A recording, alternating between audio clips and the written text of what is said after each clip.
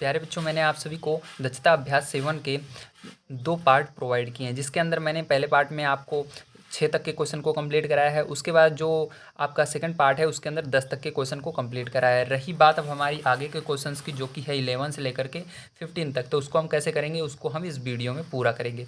तो अगर आपने उन पार्ट को नहीं देखा है तो सबसे पहले इस वीडियो को कंप्लीट देखिए। उस पार्ट्स को मैं अंतिम में लगा दूंगा, आप वहाँ से देख सकते हैं, या आप हमारे चैनल पर जा करके आसानी से उस वीडियोज़ को देख सकते हैं। तो आइए प्यारे बच्चों, यहाँ पर सबसे पहले 11 नंबर का क्वेश्चन पढ़ते हैं और देखते हैं इसके अंदर हमको क्या करना है। तो यहाँ पर 11 नंबर क्वेश्चन आपको दिया गया है, यदि पिता की आयु वर्षों में उसके पुत्र की आयु का 2 गुना जोड़ा जाए तो योगफल 70 होता है, और यदि पुत्र की आयु में पिता की आयु का 2 गुना जोड़ा जाए तो योगफल 95 होता है। पिता की और पुत्र की आयु ज्ञात कीजिए। तो आपको यहाँ पर करना क्या है, यहाँ पर आपको पिता और पुत्र की आयु ज्ञात करनी है। तो सबसे पहले आपको यहाँ पर पिता और पुत्र की आयु मानना होगा, ठीक है। तो आइए यहाँ पर हम पिता और पुत्र की आयु मान लेते हैं चर राशि में। तो यहाँ पर प्यारे बच्चों आइए हम जानते हैं कि पिता और पुत्र की आयु हम क्या मान सकते हैं। तो यहाँ पर आपको लिखना है माना, 11 नंबर का क्वेश्चन है आपका, माना पिता की आयु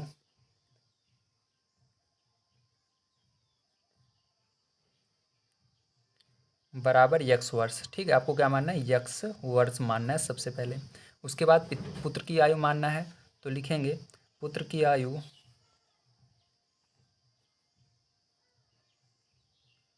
बराबर वायु वर्ष, ठीक है। क्या हो जाएगी, वायु वर्ष मान लेते हैं। अब ध्यान समझिएगा।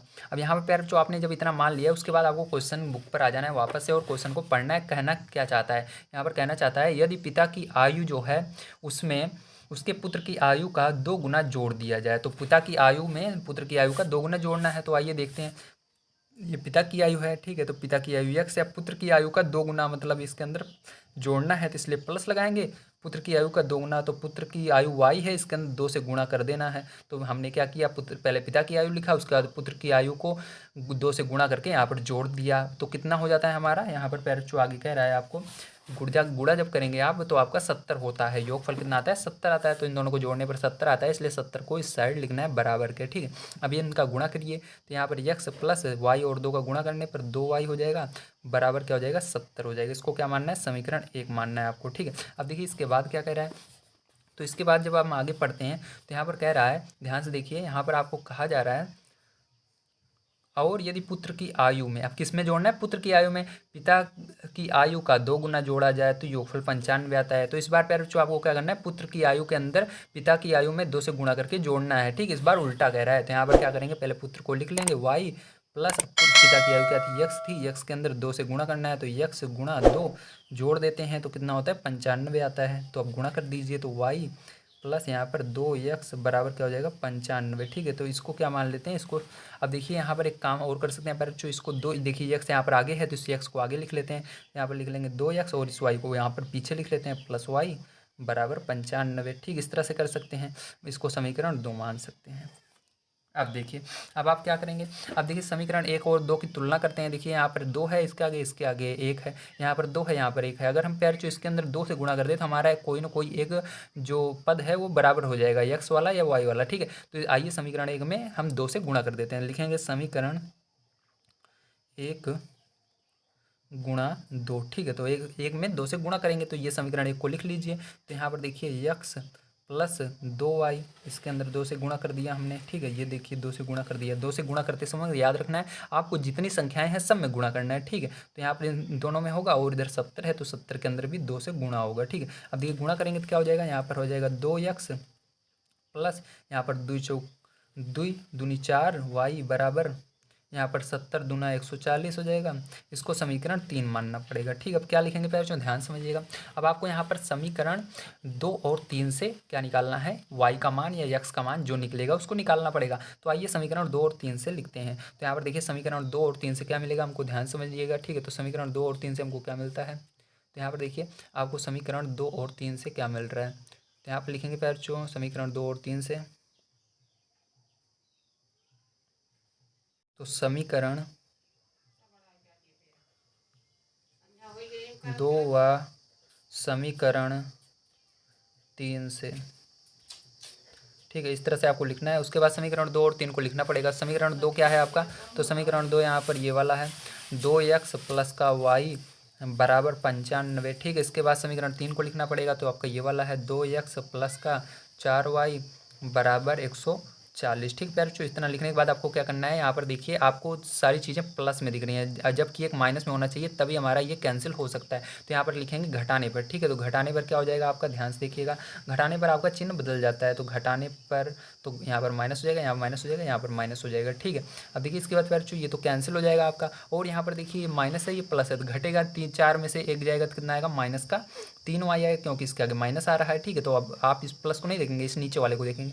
बराबर अब देखिए यहाँ पर माइनस 140 है और ये 95। अब इसको घटाएंगे प्यारे बच्चों, तो आपको कितना आ जाएगा, तो ध्यान रखिएगा नीचे वाले में से ऊपर वाले घटाना है। तो यहाँ पर देखिए 0 में से 5 नहीं जाएगा, इसलिए हासिल लेंगे, 10 में से 5 जाएगा तो 5 आ जाएगा आपका, और यहाँ 13 में से 9 जाएगा तो कितना आएगा, 4 आएगा, तो माइनस का 45 आएगा, क्योंकि माइनस था यहाँ पर। अब देखिए माइनस से माइनस कैंसिल हो जाएगा, और y बराबर क्या आ जाएगा आपका, 45/3 आ जाएगा। 3 से भाग दे देंगे आप इसको, तो देखिए एक बार में जाएगा, 3 कम 3, उसके बाद 3 पचे 15, तो y बराबर फिर जो आपका कितना आ जाएगा, 15 आ जाएगा। ठीक है, तो y का मान क्या आ जाएगा, उसका 15 आ चुका है। तो y जो था, ये लड़का था, इसका आंसर क्या आएगा, 15 आएगा, वो 15 वर्ष का है। अब देखिए आपको x का मान निकालना है, x का मान निकालने के लिए आपको इस y का मान समीकरण 1 में रखना होगा। तो लिखेंगे y का मान, ठीक है, तो लिखेंगे यहाँ पर देखिए y का मान समीकरण 1 में रखने पर, ठीक है, तो समीकरण 1 लिख लीजिए, x plus 2y equal to 70 है ना। अब देखिए यहाँ पर y का मान 15 रखेंगे, तो x plus 2 into 15 equal to 70 है ना। अब देखिए x बराबर फिर क्या हो जाएगा, यहाँ पर 70, और इसको गुणा करेंगे, उस साइड ले जाएंगे तो 30 हो जाएगा, और इधर प्लस में उधर जाएगा माइनस में हो जाएगा। तो फिर जो यहाँ पर जो आपका x बराबर आ जाएगा वो कितना आ जाएगा, 40 आ जाएगा। ठीक है, तो फिर जो यहाँ पर आपका आंसर दोनों आ चुका है। जो इसके पिताजी होंगे कितने वर्ष के होंगे, 40 वर्ष के होंगे। तो यहाँ पर देखिए ये पुत्र जो होगा 15 वर्ष का होगा, कितने वर्ष का होगा, 15 वर्ष का होगा, और जो इसके पिताजी होंगे वो 40 वर्ष के होंगे, 40 वर्ष है ना। तो फिर जो इस तरह से आपको करना था। उम्मीद है आप सभी को समझ में आया होगा। आइए फिर जो अब चलते हैं हम अपने सेकंड क्वेश्चन पर, और 12 नंबर के क्वेश्चन पर, और देखते हैं 12 नंबर का क्वेश्चन किस तरह से किया जाएगा। तो देखिए प्यार जो यहाँ पर जो आपका 12 नंबर क्वेश्चन है, क्या दिया गया है, दिया गया है चक्रीय चतुर्भुज ABCD में कोण A बराबर 2x प्लस 4 अंश, कोण B बराबर y प्लस 3 अंश, कोण C बराबर 2y प्लस 10 अंश, और कोण D बराबर 4x माइनस 5 अंश। तो चतुर्भुज के चारों कोण ज्ञात कीजिए। तो यहाँ पर प्यार जो आपको कुछ चीज़ें हैं जो कि दी गई हैं, लेकिन आपको यहाँ पर असल में क्या इसका कोण होगा, पूरी वो संख्या के साथ बताना है। तो इसको किस तरह से हम निकालेंगे, आइए समझते हैं। तो सबसे पहले प्यार जो आपको एक चीज़ याद रखना है, सम्मुख कोणों का जो योग होता है वो 180 अंश होता है। ठीक है, सम्मुख कोणों का मतलब जो आपका चतुर्भुज होता है, देखिए वो कैसे होता है। देखिए जो चक्रीय चतुर्भुज होता है वो सेम आपका इस तरह से होता है। देखिए यहाँ पर मैं बनाता हूँ, आप स्केल की मदद से बना लीजिएगा। ठीक है,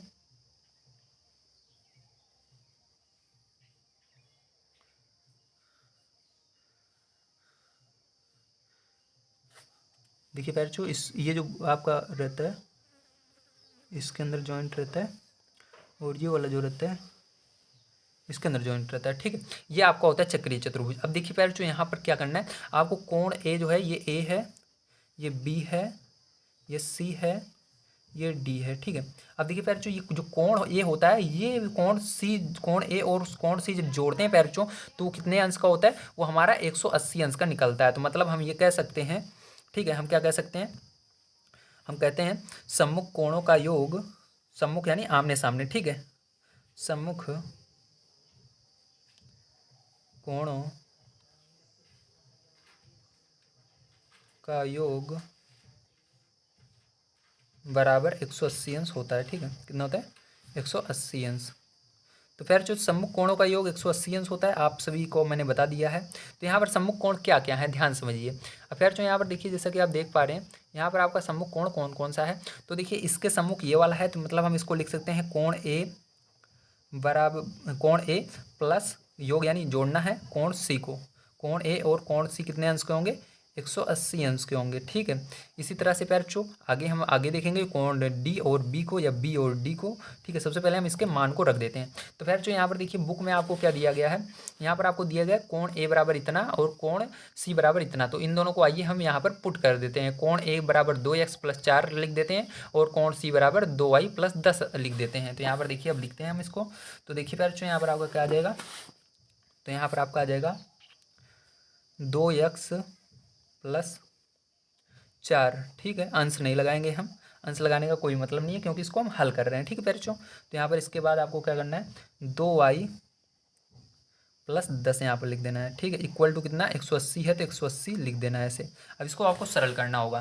तो फिर जो देखिए यहाँ पर आप सरल करते हैं इसको, तो यहाँ पर आपको क्या करना है, इस ब्रैकेट को ओपन करना है। तो यहाँ पर 2x प्लस 4 ही रहेगा, और यहाँ पर प्लस का इसके अंदर गुणा होगा तो प्लस ही सारी चीज़ें रहेंगी, मतलब 2y प्लस का 10 बराबर 180। ठीक है, अब देखिए क्या करेंगे, अब ये जो 4 और 10 है इसको जोड़ लेते हैं और y को पहले लिख लेते हैं। तो यहाँ पर 2x प्लस 2y, और यहाँ पर 10 और 4 को जोड़े तो कितना हो गया, प्लस का 14 हो गया बराबर 180। ठीक है, अब देखिए इस 14 को उस साइड ले जाएंगे तो यहाँ पर 2x प्लस 2y बराबर क्या हो जाएगा, 180 में से आपको 14 घटाना पड़ेगा। ठीक है, तो यहाँ पर 2x प्लस 2y बराबर, अब देखिए फिर जो यहाँ पर आप इसके अंदर से घटाएंगे तो यहाँ पर आपका क्या हो जाएगा, 10 में से 4 जाएगा तो आपका 6 हो जाएगा, यहाँ पर 7 में से 1 जाएगा तो आपका 6 हो जाएगा, और यहाँ पर 1 आ जाएगा। ठीक है, 166 आएगी। इस अब देखिए अभी भी ये क्या हो रहा है, 2 से डिवाइड हो रहा है। तो पहले नंबर हम यही क्या करते हैं, इसको समीकरण 1 बना लेते हैं, उसके बाद अगर डिवाइड करना होगा तो हम कर लेंगे। ठीक है, तो चलिए अब इसको इतना हम छोड़ते हैं, उसके बाद आगे देखेंगे। अब देखिए इसके बाद सेकंड नंबर का सम्मुख कोण क्या बन रहा है, बी और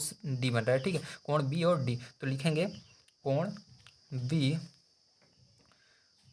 प्लस कोण डी भी कितने अंश को होगा, क्योंकि ये भी दोनों आमने सामने हैं, 180 अंश का ये भी होगा। ठीक है बच्चों, अब देखिए अब इसके बाद क्या करेंगे, अब इसके अंदर हम कोण बी और डी का मान रख देंगे। तो कोण बी का मान ये दिया गया है, कोण डी का मान ये दिया गया है, तो दोनों को आइए पुट कर देते हैं। तो यहाँ पर देखिए हमको दिया गया है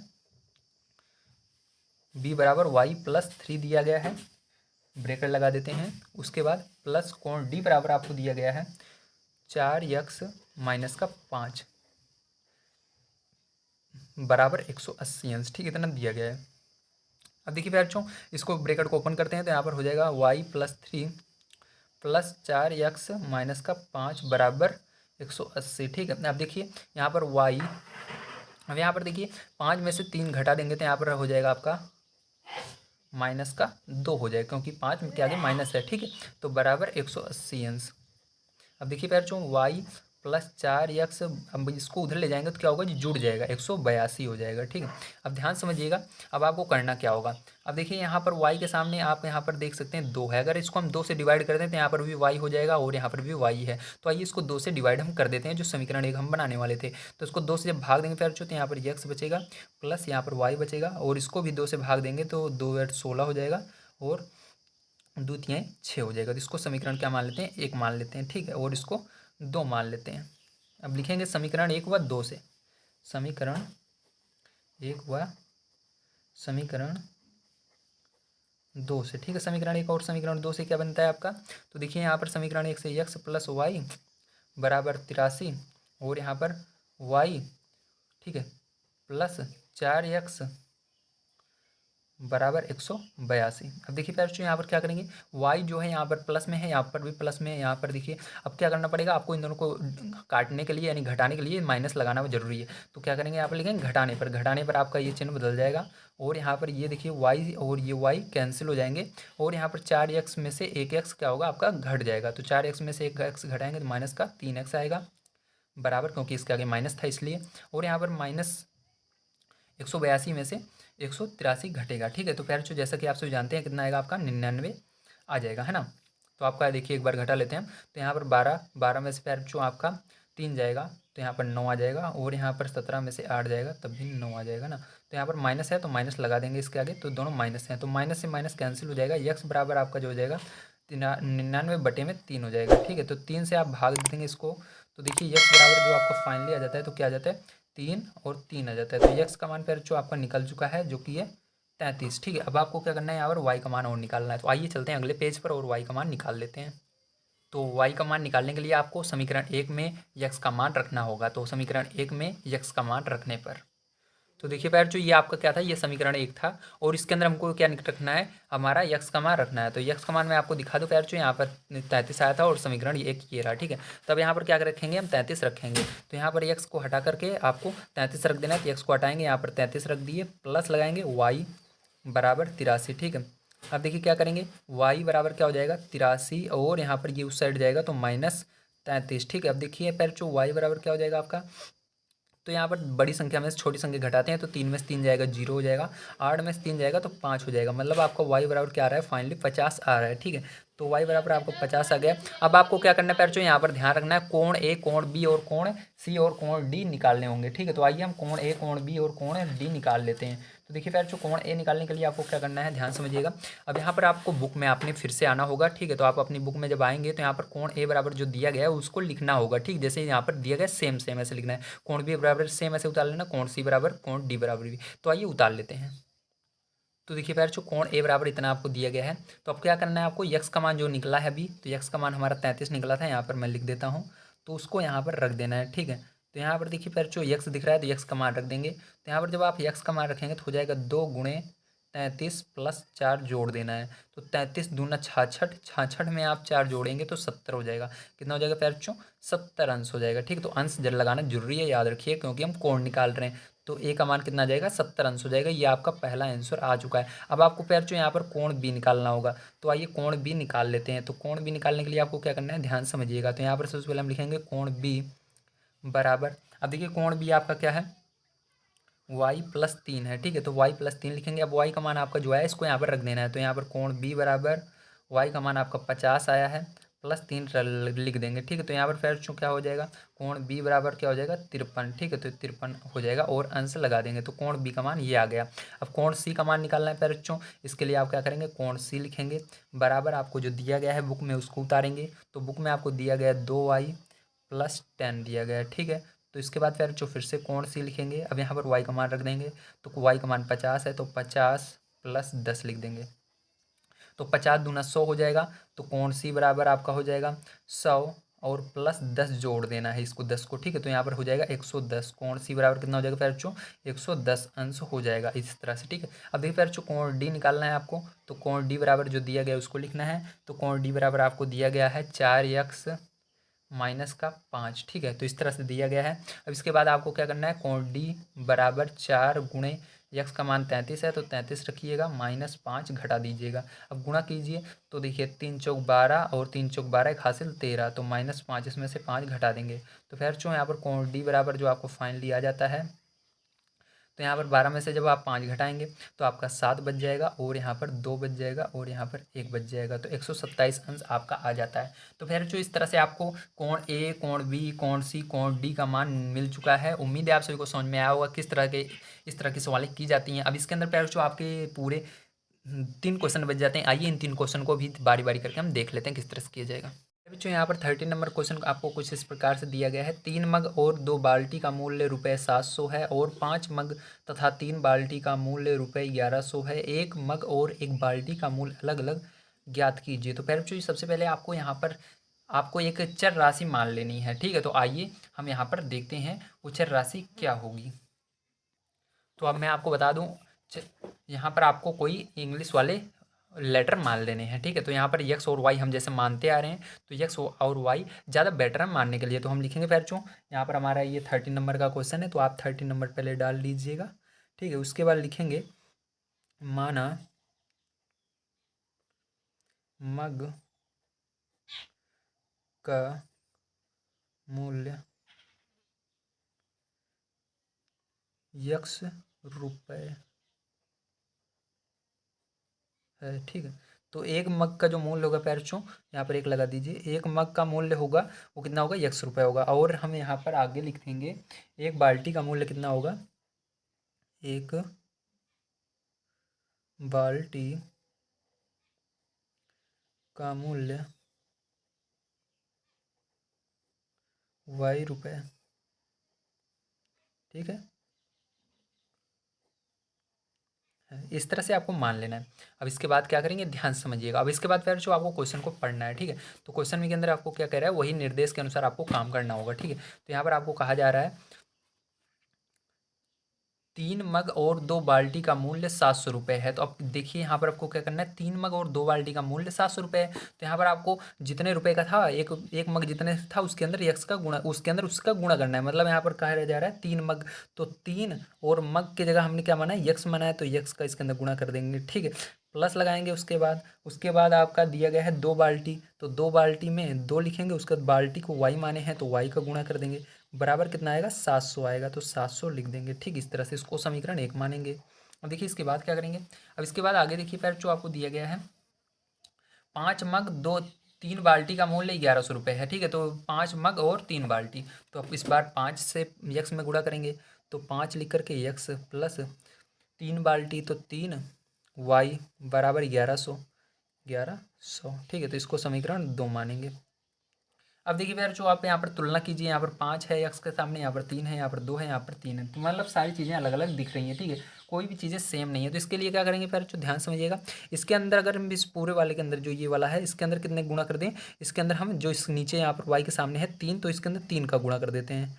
और इस नीचे वाले में अब वाई के सामने 3 है, लेकिन हमको जो ऊपर वाई के सामने है उससे गुणा करना होगा, 2 से इसके अंदर गुणा कर देते हैं। ठीक है, मतलब जो नीचे वाले वाई के सामने रहेगा उसको ऊपर में कर देना, जो ऊपर वाले वाई में 2 है तो 2 का नीचे, इस तरह से गुणा कर देंगे। तो आइए गुणा करके देखते हैं क्या आता है। तो इस वाले के अंदर गुणा करेंगे फिर जो देखिए यहाँ पर हो जाएगा 3 त्रिका 9 यक्स और 3 दूनी 6y बराबर यहाँ पर 7 त्रिक 2100। ठीक है, तो इसको समीकरण 3 मान लेंगे। अब इसके अंदर गुणा करेंगे 2 से, तो यहाँ पर 5 दूनी 10 हो जाएगा आपका, और यहाँ पर 2 3 6 हो जाएगा, और यहाँ पर 2 का गुणा 11 में करेंगे तो कितना हो जाएगा 22 हो जाएगा। ठीक है, और डबल जीरो है लगा देंगे, समीकरण इसको 4 मान लेंगे। अब देखिए फिर चो आप जैसा कि देख सकते हैं समीकरण जो ये आपका 3 और 4 हैं वो क्या है, y का मान बराबर हो चुका है, तो हम इसको क्या करेंगे अब घटा देते हैं। ठीक है, तो यहाँ पर घटाने पर क्या हो जाएगा, ये माइनस हो जाएगा, ये माइनस हो जाएगा, ये माइनस हो जाएगा, ये तो कैंसिल हो जा रहा है आपका। अब यहाँ पर देखिए 10 में से 1 9 घटाएंगे तो माइनस का यक्स बचता है। ठीक है, और यहाँ पर बराबर लगाएंगे। अब 22 में से 21 घटाएंगे तो फिर जो कितना बचेगा, माइनस का 100 बचेगा, आप जानते ही हैं। तो माइनस से माइनस कट जाएंगे, यक्स बराबर क्या आ जाएगा 100 आ जाएगा। तो 1 मग का मूल्य कितना होगा, जो 1 मग है यक्स माने हैं हम, तो 1 मग का मूल्य क्या हो जाएगा 100 रुपये हो जाएगा। कितना हो जाएगा 100 रुपये हो जाएगा। अब आपको क्या करना है बच्चों, यहाँ पर y का मान भी निकालना है, तो y का मान हम किससे निकालेंगे, समीकरण 1 से निकालेंगे। ठीक, याद रखना समीकरण 3 ज़्यादा बड़ा है, समीकरण 1 से निकालेंगे, जो ये अंदर लिखा हुआ है इसको लिख करके। तो लिखेंगे समीकरण x का मान समीकरण 1 में रखने पर, ठीक इस तरह से आपको लिखना है, रखने पर। तो लिखेंगे यहाँ पर 3x + 2y बराबर 700। तो यहाँ पर देखिए यक्स का मान क्या रखना है 100 रखना है, 3 गुणे 100 लिख देंगे प्लस 2y = 700, इस तरह से लिख देंगे। ठीक है, अब देखिए इसको गुणा करेंगे, यहाँ हो जाएगा 300 + 2y = 700। अब देखिए इस 300 को उधर ले जाएंगे तो हो जाएगा 2y बराबर 700, और घट इधर से प्लस उधर जाएगा तो माइनस में हो जाएगा 300। तो यहाँ पर आपका क्या हो जाएगा 2y बराबर इधर माइनस करेंगे तो हो जाएगा 400। ठीक है, तो y बराबर फिर चो क्या हो जाएगा 400 बटे में 2, 2 से भाग देंगे, 2 दूनी 4, तो फिर चो आपका क्या हो जाएगा y बराबर 2 और 2 जीरो बच रहा है तो उसको लगा देंगे। तो मतलब y का मान आपका क्या आ रहा है 200 आ रहा है। तो फिर चो यहाँ से आपको पता चल गया होगा जो आपका एक बाल्टी का ये मूल्य होगा, एक बाल्टी का मूल्य y है वो कितना होगा 200 रुपये होगा। ये कितना है, ये बाल्टी का मूल्य है आपका। ठीक है, एक बाल्टी का मूल्य है ये। ठीक है, एक बाल्टी का मूल्य, और ये एक मग का मूल्य है, एक मग का। ठीक, तो फिर जो इस तरह से आपको निकालना था, तो यहाँ पर हमने निकाल दिया है। किस तरह से इसका मान निकाला जाएगा आपको भी समझ में आया होगा। तो आइए फिर जो यहाँ पर हम देखते हैं 14 नंबर क्वेश्चन, उसको किस तरह से करेंगे। जो यहाँ पर देखिए आपको जो 14 नंबर क्वेश्चन है कुछ इस प्रकार से है। इस समय ए की आयु बी की आयु से दुगनी है, 8 वर्ष बाद उसकी आयु 7:4 के अनुपात में हो जाएगी। इस समय प्रत्येक की आयु कितनी है। तो फिर जो आपको ए और बी की आयु मानना पड़ेगा। तो आइए ए की आयु x मान लेते हैं, बी की आयु y मान लेते हैं। तो ये आपको 14 नंबर का क्वेश्चन है। यहाँ पर लिखेंगे माना यक्स की आयु ए की आयु बराबर यक्स वर्ष है ना, और यहाँ पर बी की आयु क्या मानेंगे, बी की आयु बराबर वाई वर्ष। तो इस तरह से आपको मान लेना है। अब फिर जो आपको इतना मानने के बाद क्या करना है, अब आपको वापस से अपने क्वेश्चन पर आना है बुक के, और उसके अंदर जो निर्देश दिए गए उसी अनुसार आपको काम करना है। तो यहाँ पर दिया गया है ए की आयु बी की आयु से दुगनी है, मतलब किसकी आयु दुगनी है, ए की आयु जो है वो बी की आयु से दुगनी है। तो यहाँ पर आपको देखिए ध्यान से किस तरह से करेंगे, मतलब एक हमने इसको माना है, तो ए की आयु जो है बी की आयु की दुगनी है। बी की आयु क्या है, वाई है, तो वाई के अंदर 2 से गुणा करना है आपको, ठीक है। दुगनी मतलब 2 से गुणा करना है बी वाई के अंदर। तो यहाँ पर यक्स बराबर क्या हो जाएगा, 2 वाई हो जाएगा। इसको समीकरण 1 मान लेते हैं हम। अब इसके अंदर पैर जो आगे आइए, आगे आपको क्या कह रहा है, एक चीज़ याद रखिएगा, जिसके बगल में पैर जो गुणा करने के लिए कह रहा है उसी में गुणा करना है। तो यहाँ पर देखिए आप समझ गए होंगे, यहाँ पर आपको क्या कह रहा था, यहाँ पर कह रहा था ए पहले था और बी की आयु का दुगुना, मतलब बी के बगल में 2 से गुणा, समझ रहे हो ना, बी के बगल में गुणा आ रहा है। देखिए ए यहाँ पर है, उसके बाद बी आया, बी की आयु से दुगुना, तो यहाँ पर का दुगुना कहे, से दुगुना कहे, तो मतलब गुणा आपको जो इसके बगल में जो चीज़ है उसी में गुणा करना है। तो यहाँ पर बी वाले में गुणा करना है, तो बी हमने क्या माना है, वाई माना है, तो वाई के अंदर 2 से गुणा कर दिया, आप समझ गए होंगे। अब देखिए आगे, यहाँ पर आगे कह रहा है 8 वर्ष बाद उनकी आयु 7:4 के अनुपात में होगी। तो फिर जो 8 वर्ष बाद, तो आपको इस बार क्या करना है, यक्स और वाई को इस तरफ जोड़ कर नहीं लिखना, अनुपात में लिखना है, क्योंकि यहाँ पर अनुपात में दिया गया है तो अनुपात में उसको भी लिखना होगा। तो अनुपात का मतलब होता है बटे में, तो यहाँ पर यक्स को ऊपर लिखना है और वाई को नीचे लिखना है, इस तरह से, ठीक है। उसके बाद आगे क्या कह रहा है, ध्यान से समझिए। तो उसके बाद कह रहा है 8 वर्ष बाद, बाद के लिए प्लस लगाते हैं और 8 जोड़ना है उसके अंदर, तो प्लस लगा करके 8 जोड़ देंगे दोनों में, ठीक है। तो कितना हो जाता है, उस अनुपात को लिख देंगे हम जो दिया गया है। तो यहाँ पर देखिए आपको अनुपात क्या दिया गया है बच्चों, यहाँ पर अनुपात आपको दिया गया 7:4, तो बराबर 7/4 इस साइड लिख देना है, इस तरह से आपको, ठीक, हमेशा इस तरह से कीजिएगा। अब देखिए क्या करेंगे, इस 4 का गुणा इसके अंदर करेंगे तो हो जाएगा 4, यक्स के अंदर होगा यक्स हो जाएगा, प्लस 8 चौक 32 हो जाएगा, बराबर। अब देखिए 7 का गुणा वाई में होगा, 7 वाई हो जाएगा, बराबर प्लस लगाएंगे, 8×7 = 56 हो जाएगा। अब देखिए यहाँ पर 7 वाई को उधर लाएंगे तो हो जाएगा 4x माइनस का 7 वाई, और इस 32 को उधर ले जाएंगे तो हो जाएगा 56 माइनस का 32, ठीक है। तो यहाँ पर देखिए 4x माइनस 7 वाई बराबर 6 में से 2 घटाएंगे 4 आ जाएगा, यहाँ पर 5 में से 3 घटाएंगे 2 हो जाएगा। इसको समीकरण क्या मान लेंगे, 2 मान लेंगे, ठीक है। अब क्या करेंगे, एक्स का मान समीकरण 2 में रख देंगे, तो यहाँ पर लिखेंगे एक्स का मान समीकरण 2 में रखने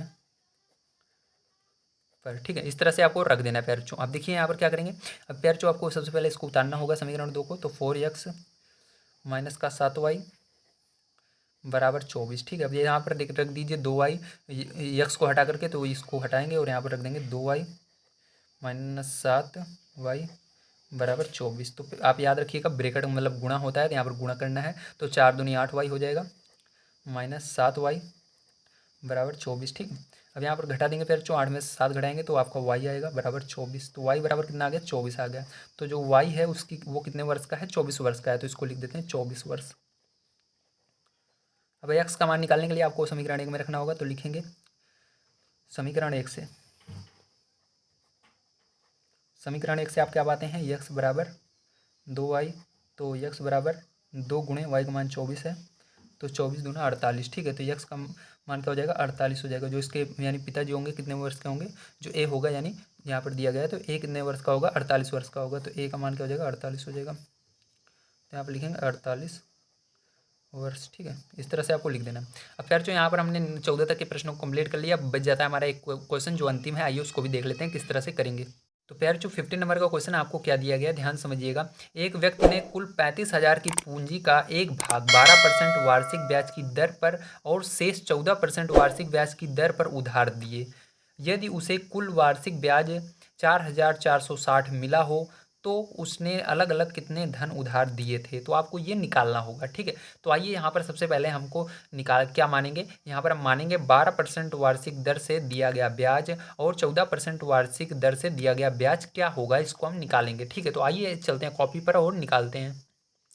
तो देखिए फिर जो सबसे पहले आपको इस तरह से मान लेना है, माना है 12% की दर से दिया गया ब्याज 100 रुपये होगा और 14% की दर से दिया गया ब्याज आपको जो 35,000 इसने ब्याज दिया था उसी के अंदर से अगर हम इतना रुपये घटा देंगे जो बचेगा वो 14% से रहेगा, ठीक। इस तरह से मान लेना है। यहाँ पर देखिए फिर जो अब आपको क्या करना है, बुक पर आना है। इसके बाद आपको इसको जो प्रतिशत में है इस प्रतिशत को हटाना होगा, प्रतिशत से हटा करके कितना ब्याज बनेगा उसको हमको निकालना होगा। तो आइए यहाँ पर हम निकाल लेते हैं 12% का कितना ब्याज बनेगा और 14% का कितना ब्याज बनेगा, ठीक है। तो यहाँ पर 12% का कितना ब्याज बनेगा, 14% का कितना ब्याज बनेगा, इसको निकालना होगा। तो आइए निकालते हैं। तो देखिए 12% का ब्याज